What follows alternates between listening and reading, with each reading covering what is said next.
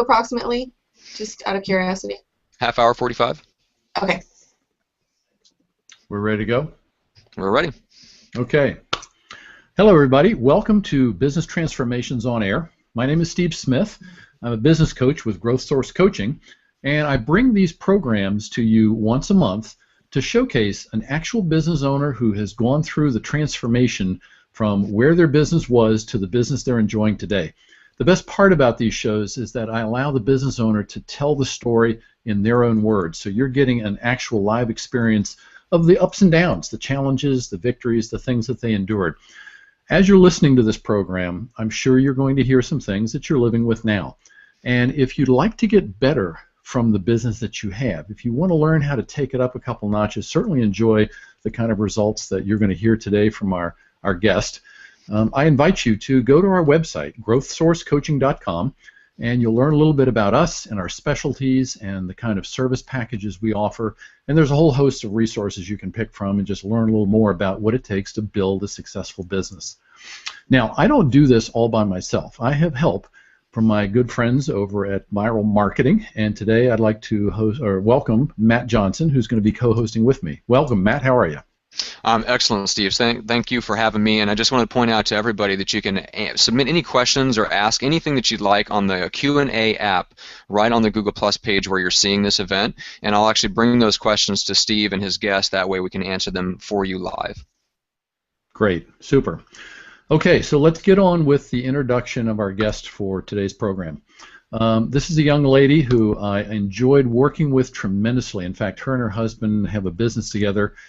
She's on today. Her husband is running 90 miles an hour like he normally does, but that's part of what made the business great. So I'd like to introduce Kristen Topping. Kristen has a business by the name of Mac Flooring. They specialize in various flooring products, carpeting, hardwood, things like that. And she's going to be on today to talk a little bit about the journey that she and her husband endured. So, Kristen, welcome to the program. Thanks, Steve. Glad to be here. Okay.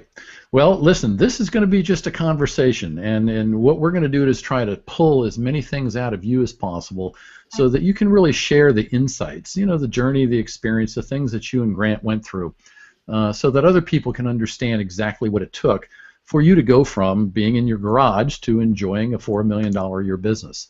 So let's start off by letting everybody know, what does the business look like today? What kind of condition is it in, and what is it that you enjoy about having a business of this size and magnitude? Great question. I feel like we are at a really great point in which we have grown, we've adapted, we've changed procedure, and we're basically at just a comfortable place where we're not busting out of the seams and we're not struggling to get ahead. We're just relatively comfortable. We are obviously enjoying great success over the last 5 years, and just feel really, really blessed to be partnered with my husband in this business. We have very, very different skill sets, and we just found ways to take advantage of each other's skills. And the business is going really well. We've got about 20 employees now. Moving on up always, but right now our internal staff, I feel, is the key. It took a little bit of kind of working out the kinks with the internal staff, and mainly because we were still developing. We didn't know quite what to expect from our support staff, and now that we're here, they have helped us fine-tune our own procedures just through their own experiences, and given that, we're able to push a lot more out the door. We're just a lot more efficient, and we're just, again, at a comfortable place right now. Once we get comfortable, in order to grow, you got to always push yourself and kind of jump to the next step, which is at that point uncomfortable, but then you eventually find comfort again. So that's basically what we've done over and over, is we've reinvented ourselves once we find the comfort zone and everything is working really well at that stage in the business. Then we push ourselves on to the next step. So okay, so that's a great place to be in today, but you and I both know that it didn't start that way. You actually started working out of your home. And give us a sense of what it was like during those early days. You know, you guys had to endure a lot. What was it that kept you on track? What was it that was getting in your way? That's a really great question, and we enjoy the story ourselves because it makes us feel blessed every day.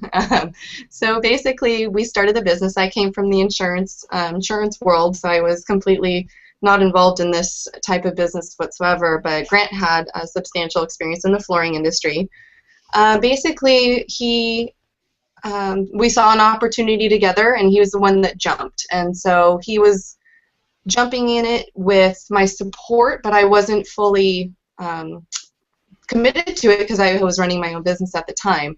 But once we saw that it was so lucrative and that we were basically creating a different business model within the industry, I saw the business advantage of it, and I jumped on board. Now, when we did that, we were lucky enough that we didn't have to take out any sort of business loan. We've operated our entire business without any sort of debt, so that's been one thing that's been wonderful. But that was basically writing off of the sale of my previous business. So when we started working, we were working out of our home, and it worked well. Grant was out in the field, so we identified that Grant was basically the fisherman, and I was, the gal internal, and I was gutting the fish when he got home. So he would be out making the sale, and I would come in and process everything for him and do all the accounting and the books. And so we just ran the business, just he and I, for a long time. And we had a few installers that just worked with us every day, and they had the faith in us and saw basically the opportunity and knew that we would take care of them as best we could. And we just took off from there. And that's basically when we enlisted your help, Steve, is when it went from just Grant and I, and we knew it needed to grow in order to continue to support our installer staff, to give them enough work. I feel like that was the biggest motivation to grow right off the bat. And basically we enlisted you to help us identify our strengths, both Grant's strengths versus my own, and really create the divide. And it created a lot more efficiency between us because we weren't overlapping and we weren't stepping on each other's toes. And I think we made a joke at some point that you were business coach and therapist. Yes. Basically, I think that having the clear-cut roles identified helped Grant really become efficient in what he was doing and me efficient in what I was doing. We were able to push out a really nice amount of business just from our house. And it kept here's something that I think will help our listeners and certainly our viewers.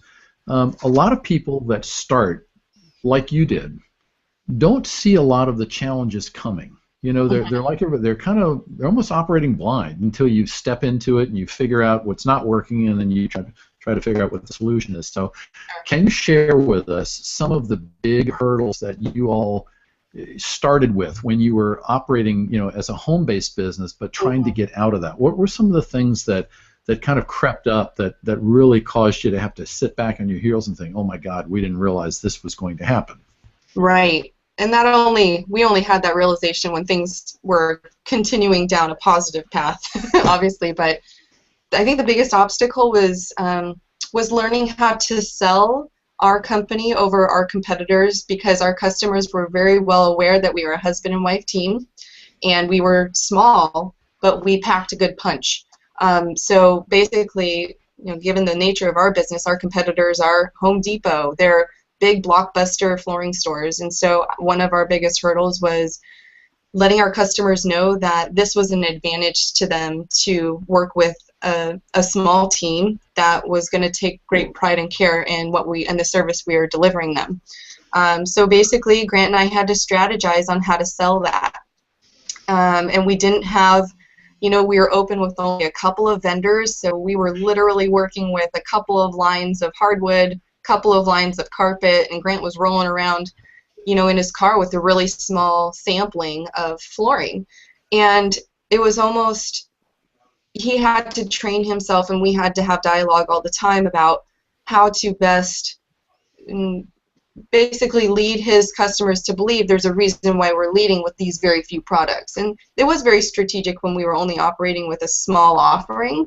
And so basically what we were selling we were confident in, which is key, because we weren't pushing anything that we didn't believe in. But that was a challenge. It was a challenge to separate ourselves and create a clear business plan and a clear business model that supported small business versus the big blockbuster store. We didn't have a retail show front, so we didn't have people walking in and seeing the sign outside of the garage. We literally had to go get the business. And so that kind of leads me into struggle number 2. So I would say struggle number 1 was creating a business model in which we could overcome the fact, oversell the fact that we were small.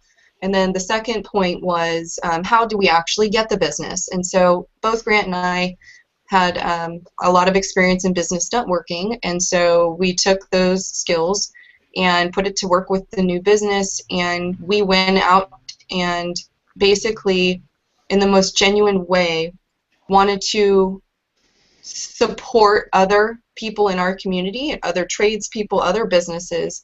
We really learned how to, when you're lending a hand to another small business, they're going to just give that hand right back to you. And we ended up developing the most wonderful referral base of people we just loved to do business with. And in that regard, the people that we were referring, who we liked, and we liked the way they did business, they have a sphere of influence of customers, of friends, of family that are identical personalities to themselves, who were in turn great customers for us. So we ended up in a really great referral world. We really built the business off of referral. By givers gain, we gave a lot. In the first probably 2 years, that's our biggest focus was more on other people rather than trying to get for ourselves, and it just came back at us in the most beautiful way.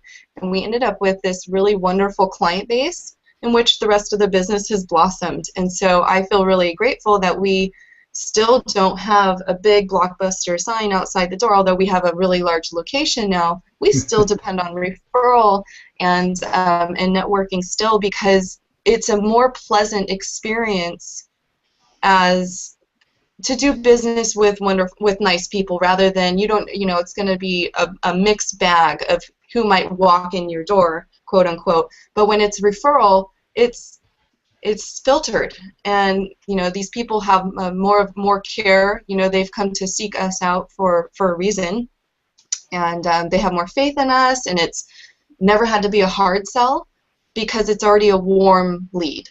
And yes. I think that was so that was our biggest obstacle, was finding that initial base of business, and we did that through really giving to other businesses. Okay, so at some point early on, you sought me out, and we had an initial conversation about your business and what you were trying to hopefully take it up to. Mm-hmm. Can you tell us a little bit about what was happening in your business that made my coming in and helping you the solution? Right. When we enlisted your help, there were a couple of problems that we were facing. First of all, Grant and I didn't have clear-cut roles, and so we were nipping at each other a little bit, just trying to grow this thing. So that was the first thing. The second thing is we were trying to hire additional salespeople, and we were having trouble keeping them. Not for, it was kind of probably a mix of maybe not having enough business to support them well enough, and maybe I would say you helped us identify that we just didn't have a clear procedure for them. We didn't have clear instructions. There was no instruction manual in existence. It was just Grant and I were flying by the seat of our pants for a while, and we knew what we were doing, but we enlisted your help really to help us put on paper what we were doing, and then in turn teaching a future sales staff what our philosophies are, how we like to do things, and then what makes us different to other companies. And once we figured that out and you helped us put it on paper, that's when we really were able to start retaining employees. And then I would say the biggest factor of enlisting your help was we knew that we were at capacity working out of the house. We wanted to move it from the house into a real location, and we didn't know how to do it. We didn't know how to financially do it. We didn't know where we needed to be financially to make that jump so that we didn't ever have to jump backwards. We were super fearful at that point because we saw the potential. Other people were seeing our potential. We were super excited, but it was scary. So it was almost you just made it you were a sounding board to our fears and helped us kind of put things in place. And I'll never forget the best piece of advice you ever gave to us, and I use it constantly, is you told us that we should work where we're at and be in that position until you just can't stand it anymore. And when you are just busting out of the seams, you'll know. You'll know when it's time, and then it's time to jump. So that kind of goes back to our introduction. You know, when things get really comfortable and you just got to wait a little bit longer. You got to wait until you're really busting out of the seams, and then you jump. And those jumps are very scary, but I think that what you taught us in the beginning, literally to get us from the garage into a real location, was we waited until we had a staff that was secure, that was providing the assistance we needed, and then, you know, the quality of service we were selling. And once we got that secured, and then we got the business plan and the finances secured, we jumped. And it's been wonderful ever since. Well, you all have a business model that many other companies do, and it may not be exactly producing the product and service you do, but it's the fact that you're a husband and wife team. Mm-hmm. You run the business, you do different things, but mm-hmm. you're in it together. And of course, when the business day is over, you turn around and all of a sudden you're home looking at the same person. So, you know, that's a lot of people don't really understand what that's like. What can you tell us about the early days of doing that, you know, living in the business and at home, and then having to figure out how to make, you know, your home life optimal because it doesn't look and feel just like the business you left? Right, and that was the hardest part, is when we were literally doing it out of the house, because there was no break. Like, there was no mental break of being, like, coming home from work. Even though he and I were working in conjunction with one another, you know, at a physical location, we were still, quote-unquote, going home, and there was a break. So when we were starting from the house, and it literally just, you know, transitioned over without any sort of break, it was hard. It was very hard. You know, you got to have a strong marriage, and you have to have a very strong partnership, and you have to have absolute respect for each other. And Grant and I, with your help, this is where you really came in, is once we identified each other's strengths, we then associated respect to one another for each other's differences and different strengths. And then we basically, out of that respect, you then have to enlist trust. And so you got to trust that that other person is representing the business, representing your business model the same way you would. And it's a jump, and it's a work in progress. But it was hardest out of the house, because it just kind of flowed right into, you know, dinner time. And, you know, it was kind of hard to shut it off. But we did, and you just have to keep working at it every day. And, you know, we have sacred Sundays where we don't do business. We don't do business at all on Sundays. We do work a little bit on Saturdays. Now that we have a baby, we're trying to narrow it down even a little bit more, so it doesn't, so that we still do have really good family time. But, you know, I would say that the biggest component of being a husband and wife team is to have really distinct roles, and then in turn trust one another to fulfill those roles well. Now, that is a critical point, because, you know, it's especially important as a husband and wife team, but for business partners in general, a lot of times the issues that you guys experienced can really be kind of gone back to the root of the two people just don't fully and completely trust each other in the roles that they've taken on. Right. And you guys have made tremendous progress in terms of kind of the divide and conquer thing now. You have your role and the thing that you do well in the company that the company needs, and Grant has his specialty. Right. Is there anything in particular that you can think of that really helped you guys get to that point where it clicked? You understood that in business you were partners, at home you were spouses, and you were able to just switch back and forth? I'd love to say that it was that easy to just be able to flip a switch, but you do. You have to.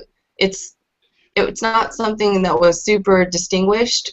It just kind of happened organically, as I would say probably about a year and a half into the business, where when we were growing and we were experiencing success with the trust and the roles that we were given each other, once the success started happening, we just let it go. We didn't nip at each other. Obviously, we came to, and I think this is actually a really good point I just remembered.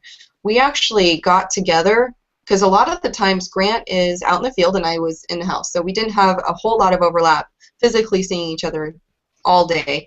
And I know some businesses do, so that's a little bit of a different dynamic. But we did get together at least once a week, and we hashed it out for whatever happened in that week for a couple of hours, like every Friday. Before the weekend, we tried to put things to rest before the weekend started, obviously, so we could have some peace over the weekend. Because, of course, in starting a business and right off the ground, you experience a lot of downfalls, you experience a lot of disappointments and whatnot, and so we'd hash it out before the week's end, and we'd get together and really talk about it and say, okay, how do we fix this in the future? And I did things that were wrong that Grant didn't like, and Grant did things that were wrong and I didn't like, and we were just honest with each other. But you got to also realize when we had those meetings, we were still maintain professionalism between each other and respect, and I'm going to go back to that respect, and that's really the key factor between business partners. It doesn't matter if you're a husband or wife. It just, if you have a partner in business, you have to have respect for one another. And in home, as a husband and wife, we have respect for each other. So, I think we were married long enough at that point that we were already on that path, and I feel like we had figured that one out ahead of time. I would say, husband and wife team that's still trying to figure that one out, figure out how to have that respect for one another. We create an additional obstacle in a small business. But he and I, we managed to do it, and we just did it by being honest. Now, you said early on in the program that you've arrived at this annual $4 million revenue rate, and things are running smoothly. There's comfort in the way you're running the business, and you'll kind of go along there and make adjustments so that you can go to the next level from here. Right. Give us an idea. I mean, we're at the beginning of 2015. Mm-hmm. What are you guys looking at putting into practice that will help you continue with this kind of growth rate? Because let's face it, I mean, 5 years from a startup business to $4 million, that's pretty good. I mean, I don't talk to too many people that see that kind of consistent trajectory. So what's on the tap for Mac Flooring from here on out? Well, at the beginning of the year, we usually try and identify probably one big purchase and one big jump. And when I say jump, it's in reference to physical space, because as we grow, we need more physical space to house employees. So basically, the first part that I was mentioning is beginning of the year, we identify the big expense of the year. Do we need another work truck? Do we need another forklift? Do we need a full set of computers? Do we need furniture replacement in the showroom? And so it's usually a really substantial purchase, and we identify it early on and work probably a few months into it, and then we will make the purchase. And so that allows for growth, because once you can't just roll around with one work truck and grow. So we usually, and we try not to do multiple purchases in a year, because we don't want to overexpand financially, or overextend is the word. And then we project for a big accomplishment in physical location. So pretty much every year as we've pretty much doubled space. So we took our current location, and we used to be in 1 year we were a showroom and warehouse combined, and then we are now all showroom in one location, and just one building over we have our warehouse location. And this next year I need more support staff internally, and we are out of office space. So what we're going to do is try and move into a larger administrative space and still keep the warehouse space. So we really do try and plan ahead where we need to be like in physical space to house the amount of employees we need to support the growth. So we can actually pretty well track our growth just given our 5-year history. We've doubled every year, but we also know that doubling every year and just planning for that is probably a little bit in the clouds at the point that we're at now. So let's just say we grow by $1 million every year. You know, it's just all of us are kind of we're comfortable, but we'll grow until we're all out at capacity as far as daily tasks. And then once that happens, I will probably have an assistant for my assistant. And then we have an installation manager who will probably also need an additional support hand.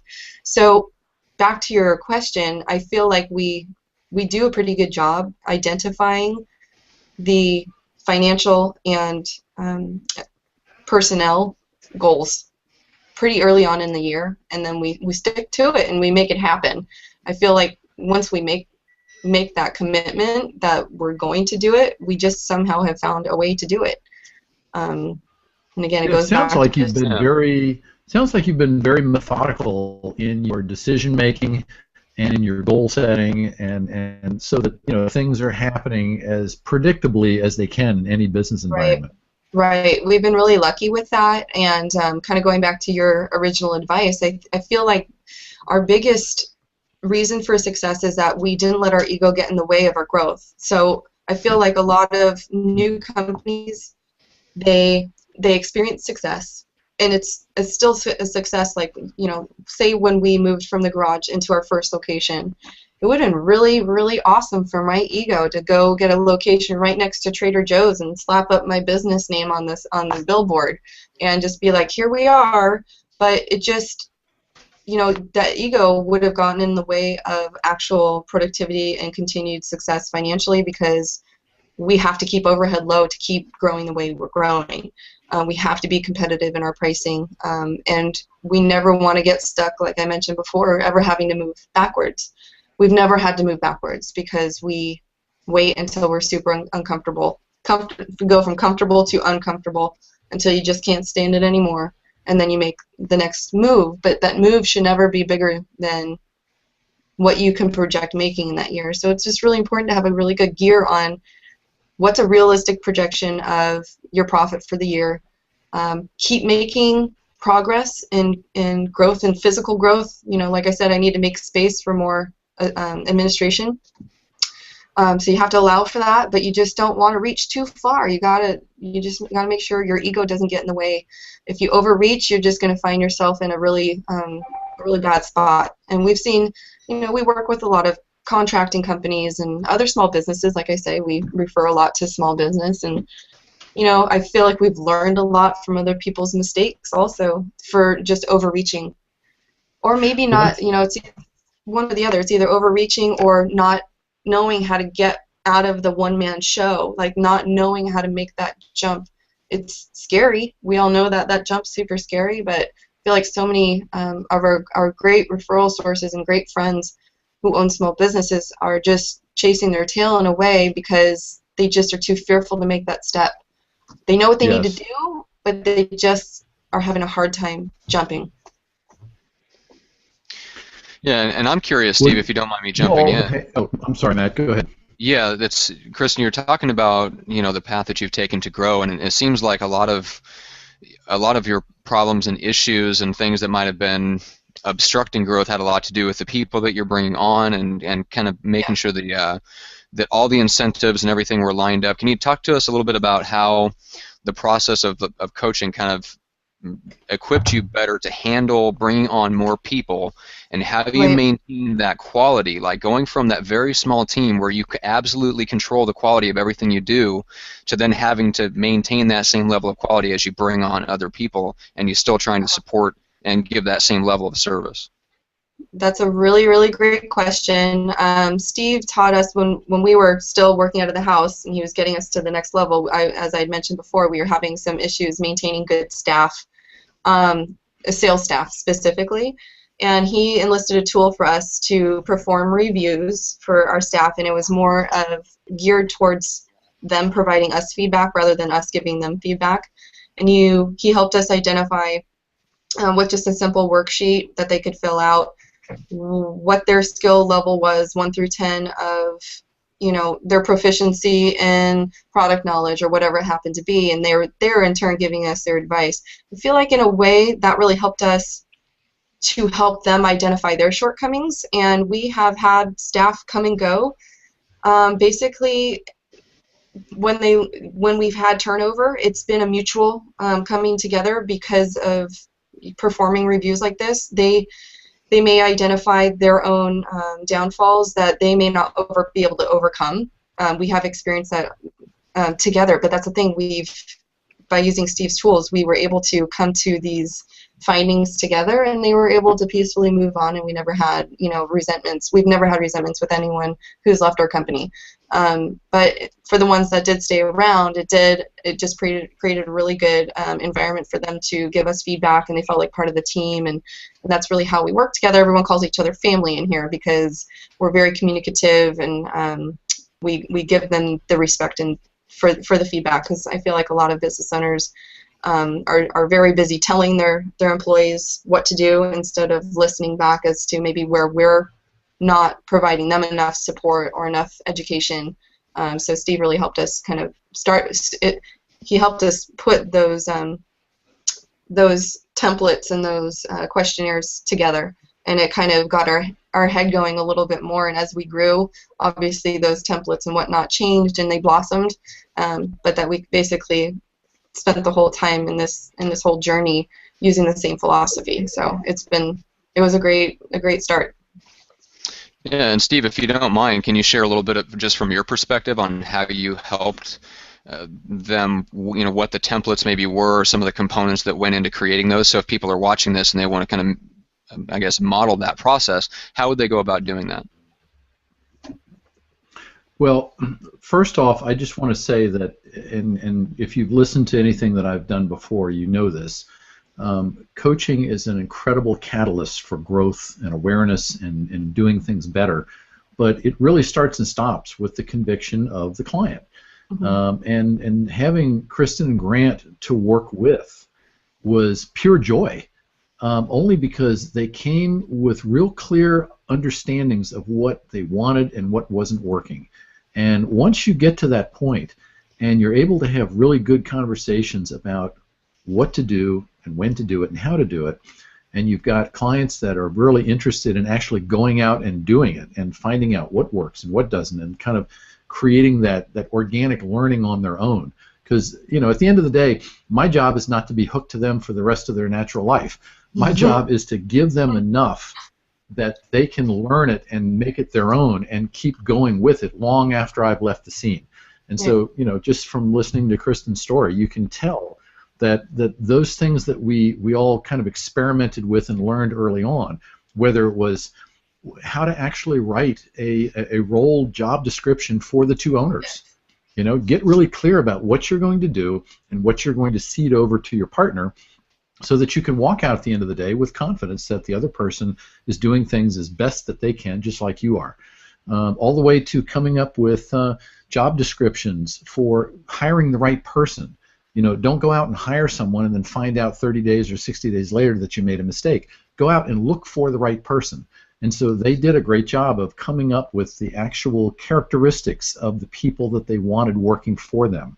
They came up with this review process to make it easier to have a conversation about how you're doing. That's one of the most difficult things that I ever did in all my corporate years, and certainly helping people today that haven't had the advantage of that kind of training and exposure to developing really productive, performance reviews. That's a scary proposition, and you're the owner. You're supposed to be in charge of it. Can you imagine what it's like for the employee that's walking into that wondering what they're going to hear that maybe they're hearing for the first time? So coming up with a system that allows people the freedom to express how they're doing and what they're doing well and what they need help with, and then having the owners on the other side be willing to just listen to that and take it in, as opposed to casting judgment early on and immediately, figuring out that they want to replace that person. That's a huge benefit to building a culture that has trust all the way through it. And again, these folks did that. And so when you start really looking at the process of how you're running your business, especially when you have a business and you're fortunate enough to have caught a wave in the marketplace, and you're doing business and you're running into capacity issues, and the only way to fix it is to have enough confidence that your revenue is going to eventually cover your bigger expenses, but that your method of running your business is sound and it's efficient and it's productive, and it's not something that just works well one month and the next month it's in the crapper. Yes. You know, when you can get past that, and you know that what you're doing, you can replicate it going forward, and it's going to give you predictable results. Yes. That's when that fear of, oh, gee, we need a bigger building. You know, that's when the fear of investing in that starts to go away, because you know, okay, the mortgage is going to be bigger, the light bills are going to be bigger, but our business is shown that it will expand and cover that. That's the secret sauce. Right. Right. Yeah, and Kristen, I'm curious just on that front, as far as bringing people onto your team, do you tend to find that you're finding new team members through the people that are already there, kind of similar to the way you grew the business off of referrals, or do you have to go out and search more for talent proactively? Like, you know, take us through that process of how you bring someone into your circle and onto your team. Well, it's changed a lot since we started. When we first started, we basically had to look really hard for good people, and in a way we had to settle for, you know, a friend of a friend of a friend, someone who needed a job that we were confident that we could train. So we were kind of more trying to grab at it rather than people seeking us out. And I feel like a lot of small business owners are in that position a lot, because, you know, whomever comes on with you has to have faith in you as a business and productivity and success to jump and, you know, gain employment with you. So it's transition. So when we first started, that was why we had so many issues, and how Steve had to kind of work with us, you know, to educate our staff, to create job roles and all this, to get them going, because they weren't experienced. They were maybe a friend that we had to treat a little bit more delicately and such. So now we're in a blessed position that people seek us out. We have people coming in here constantly, you know, submitting resumes. On our installation side of things, it is referral.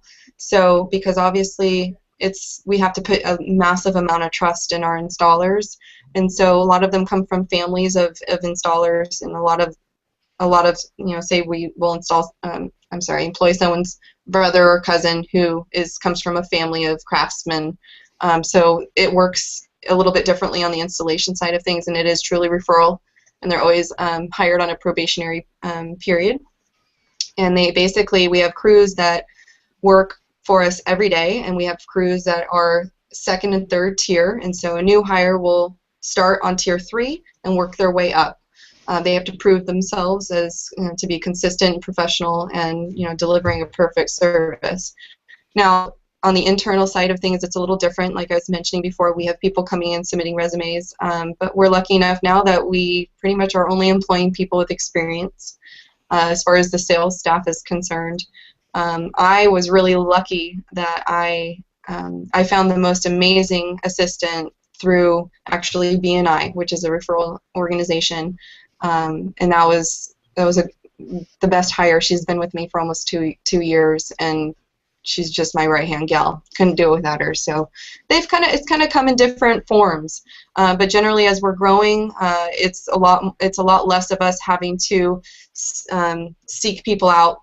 People are coming and seeking us out, and we're just kind of sifting through it a little bit, and then we basically we keep resumes and whatnot, and then when we're ready to take the next jump for employment, we start going through them and working on the interview processes and all that. Very cool. Steve, you have anything to add to that, or did you want to take that in a different direction? No, actually, I was just going to say that, I mean, we've talked about a lot of different areas that has worked well for Kristen and Grant. Kristen, you know, you've now been 5 years into this business. You've learned a lot. You guys have done a lot of really good things. You probably heard the saying that, you know, if I knew then what I know now.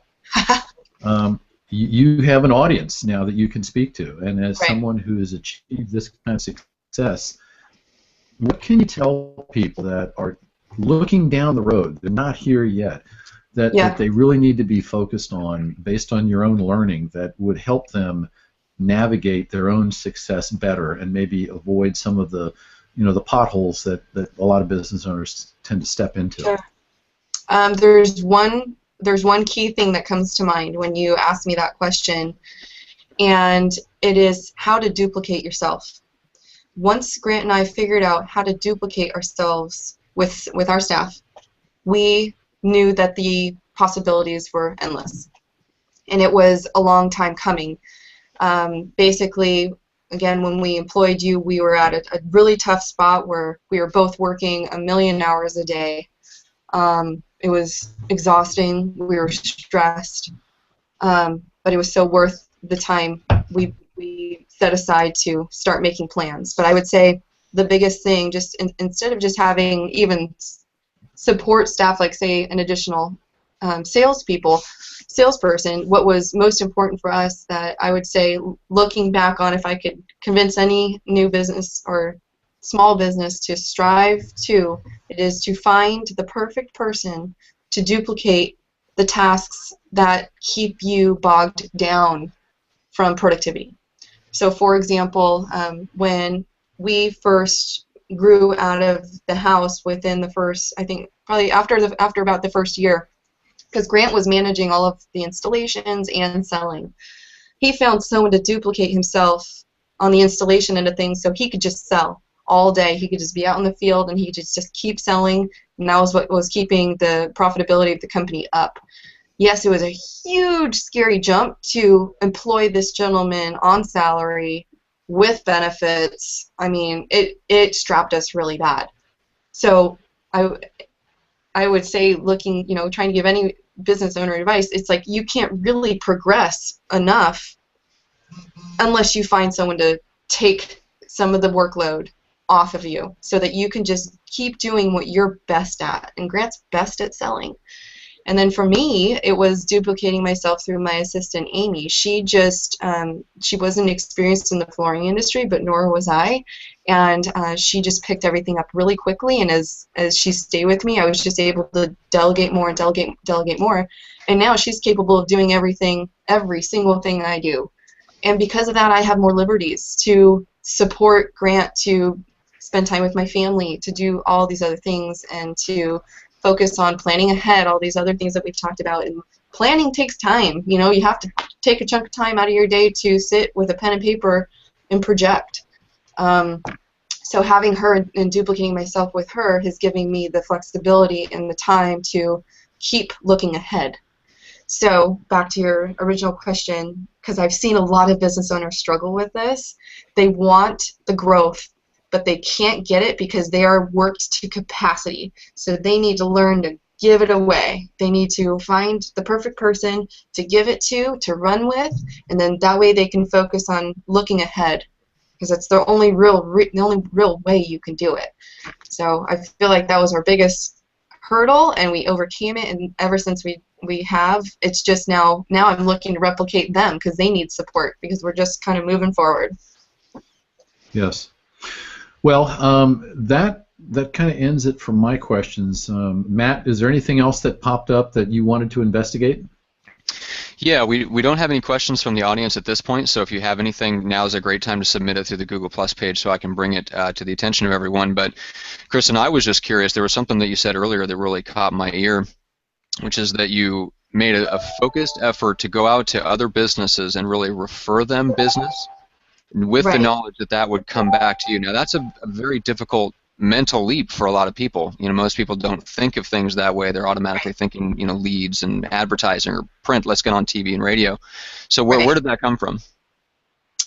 Came from BNI, which is Business Networking International. We really took their model of what they call giver's gain, and used it in our business. And so how it applied to our business specifically is, when people are doing floors, they're usually doing a lot of other construction projects in their home. So it became quite easy. Someone would walk in our door, identify their full scope of construction. We'd then refer off a general contractor, an electrician, a plumber, interior designer, whatever it may be, or a handful of them. And all of a sudden, these people, we were supporting these other businesses, and they were just kind of in awe of it. And then by us doing it, it basically taught them how to do it back. It was just really great, and I feel like our customer gained from it substantially, because when they're coming in and they're looking at, you know, their full scope and they're overwhelmed, you know, and you're providing them a resource, they're extremely grateful for it. It makes us look super professional to have a really together team of other contractors and tradespeople or insurance professionals or whatever it is, because people are buying and selling homes. It could be a real estate agent that we're referring. People look at us like we're the best resource in town, and you know, we have clients that we've installed for and completed business with. They call us 6 months down the road, hey, oh my gosh, I know you had great resources. Do you happen to know a real estate agent? We're selling our home. I mean, that's the biggest compliment ever, is if someone's thinking about you 6 months after you've, you know, given a service. It's just made us feel really good, and it just clearly supported our business the whole way through. We still do that. Now every single one of our sales staff is in a Business Networking International group, a BNI group, to learn those skills also, and they're referring off the same way, because they're trying to build their book of business the way Grant and I did, and that's the way that we're teaching them to do it. It's a different model. It's very different from our competitors. So it overall, you know, it grew our business, it grew other people's business, and it provided this wonderful service to our customers. So that was just a win-win all around. Yeah. Yeah, that's incredible. Steve, did you have anything to add to that, or did you want to wrap something up? I can say, because for a while I was also part of the BNI organization, and that's how Kristen and I first met. And she's exactly right. The whole giver's gain philosophy, you know, like anything that's worth doing well, it takes time to get it up and running. But if you do it the way these folks did it, and you exude that trust and extend that to other people, man, you can't buy any better advertising than that. Absolutely. And so I think that's great that you guys, you really took it to the highest level that I've seen it with people that practice that particular marketing philosophy. So congratulations on that. Thank you very much. It's been great. Matt, I think I'm done. If you're done, then why don't we just wrap this thing up? Absolutely. So, Kristen, if people are interested, if they're in your local market and they'd like to get to know more about you guys and what you do, whether it's, you know, for referral to somebody, or if they're interested in your service, how can they reach you? Actually, the best resource for us to send people is to go check out our reviews on Yelp. We've got a lot of awesome feedback on Yelp, and Yelp is extremely brutally honest for most businesses, and we're proud of the feedback we have on that. So just search Max Flooring on Yelp, and you'll find us. All right. And then, Steve, if people are interested in your services and the business coaching to really get that insight and some of the aha moments that Kristen experienced, how can they learn more about you? There's a variety of ways that you can find me on the internet. Probably the most direct route is to go right to my website. I have a lot of videos and a lot of testimonials, in addition to coaching package information and other specialties that we offer, and that's GrowthSourceCoaching.com. You can also just Google my name, Steve Smith, and GrowthSourceCoaching.com, or Steve Smith Business Coach. If you try to just Google Steve Smith, the first 10 pages are professional athletes, so you're never going to find me that way. Wait a minute. I was led to believe I was interviewing a professional athlete. You'll find a lot of review areas and other things like that. So there's a lot. I make it easy for people to find me. You can send me an email. You can call the office directly, which is 949-951-9163, and I'm usually here. I can pick that up. But I try to make it easy for people who just call and have questions, just want to know a little more about what I do and how it can help them, and then they're free to make those decisions for themselves. So that's